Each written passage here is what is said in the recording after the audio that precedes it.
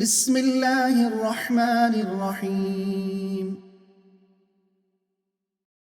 يا أيها الذين آمنوا كونوا قوامين بالقسط شهداء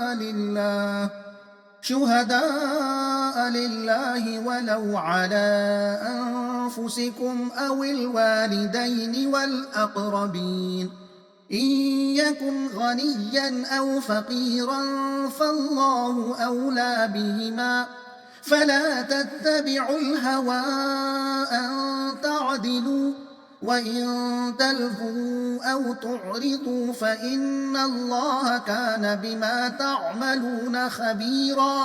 يا أيها الذين آمنوا بالله ورسوله والكتاب الذي نزل على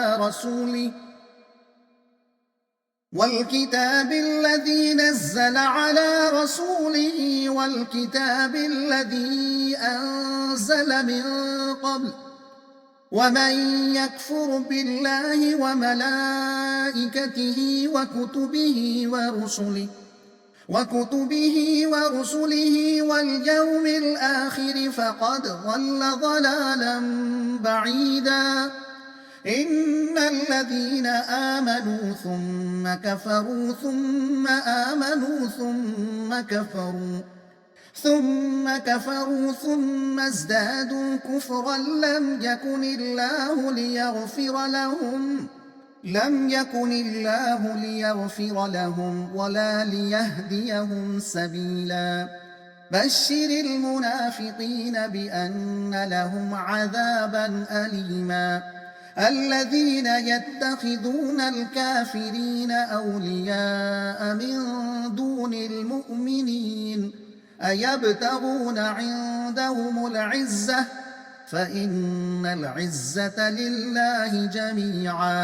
وقد نزل عليكم في الكتاب أن إذا سمعتم آيات الله يكفر بها ويستهزأ بها فلا تقعدوا معهم حتى يخوضوا في حديث غيره إنكم إذا مثلهم إن الله جامع المنافقين والكافرين في جهنم جميعا. الذين يتربصون بكم فإن كان لكم فتح من الله قالوا ألم نكن معكم وإن كان للكافرين نصيب قالوا ألم نستحوذ عليكم ونمنعكم من المؤمنين فالله يحكم بينكم يوم القيامة ولن يجعل الله للكافرين على المؤمنين سبيلا. مضمون: مومن کو عدل و انصاف کا علم بردار ہونا چاہیے۔ مطلب: اے مسلمانوں، اس بات پر کمر بستہ رہو کہ ظلم مٹے اور عدل و انصاف قائم ہو جائے۔ جب کبھی گواہی دو تو حق کی گواہی دیا کرو، اگرچہ انصاف اور تمہاری گواہی کے زد خود تمہاری ذات پر یا تمہارے والدین اور رشتہ داروں پر ہی کیوں نہ پڑتی ہو۔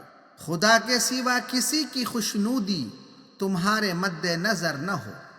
اگر تم نے لگی لپٹی بات کہی یا سچائی سے پہلو بچایا تو جان رکھو اللہ کو اس کی خبر ہے۔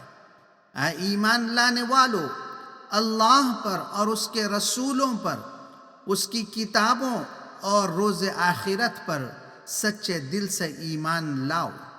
جو لوگ عزت کی طلب میں مسلمانوں کو چھوڑ کر کافروں کے پاس جاتے ہیں، ان کو معلوم ہونا چاہیے کہ دین و دنیا کی سب عزت اللہ ہی کے ہاتھ میں ہے۔ لہذا اگر عزت کی طلب ہے تو اللہ اور اس کے رسول کے بتائے ہوئے طریقے پر چلو اور مسلمانوں سے دوستی رکھو۔